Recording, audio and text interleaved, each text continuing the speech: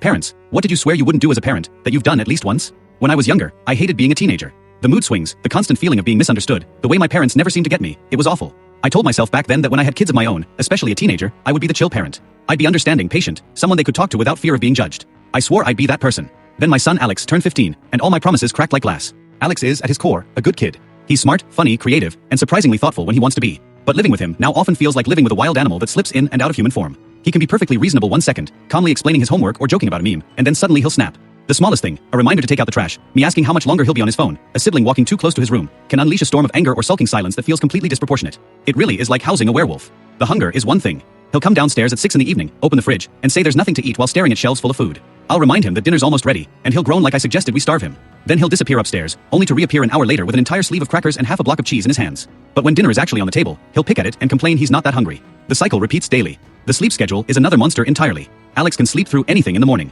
I'll knock, call his name, even shake his shoulder, and he'll barely stir. Getting him up for school is a battle every single day, like dragging a hibernating bear out of its cave. But then if I get up in the middle of the night, there he is, awake, glowing blue from his phone screen, texting, scrolling, or just lying there. The other night, I walked past his room at 3 a.m. and heard laughter. I opened the door and found him watching some dumb YouTube video, eyes red but wide awake, like this was the most natural thing in the world. And the moods. I can't even begin to describe them. Sometimes he's chatty, even affectionate, telling me about school or music or a new video game. Other times, he's ice cold. He'll respond to every question with a grunt, avoid eye contact, and radiate this air of annoyance like I'm the most irritating person on earth just for existing in his line of sight.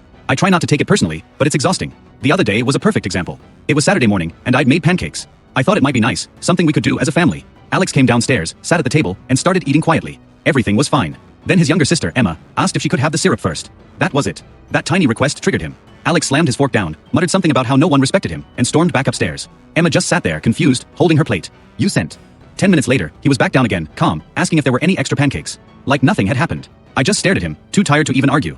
I try so hard to be patient. I try to remind myself that his brain is changing, that being a teenager really is confusing and difficult. But in the moment, when he's snarling at me over absolutely nothing, I lose my cool. I raise my voice. I say things I regret. And afterward, I feel guilty, because I remember being his age, wishing my parents would just try to understand me instead of snapping. But sometimes I just can't. Sometimes, no matter how much I promise myself I'd be different, I find myself in the same place my parents were, shaking my head and muttering, I don't understand him at all. Last night, after one of his random outbursts, I sat on the couch trying to figure out how everything went sideways. He'd been fine, laughing, joking, talking about a new show, and then out of nowhere, he was furious because I asked him to put his plate in the dishwasher. He stormed off, slammed his door, and stayed in his room for 2 hours. When he finally came out, he asked if I wanted to watch an episode of that same show with him. Like nothing had happened. And I did. Because that's the thing. Despite the frustration, despite the mood swings and late-night nonsense and endless hunger complaints, he's still my kid. I still want to be with him. I still want him to know I care, even when I'm at the end of my rope. But if I'm honest, all the stuff I swore I wouldn't do, the yelling, the frustration, the confusion, I've done it. I've lived it. Housing a teenager is nothing like what I imagined. It's like housing a werewolf, unpredictable, moody, exhausting, and somehow still lovable underneath it all.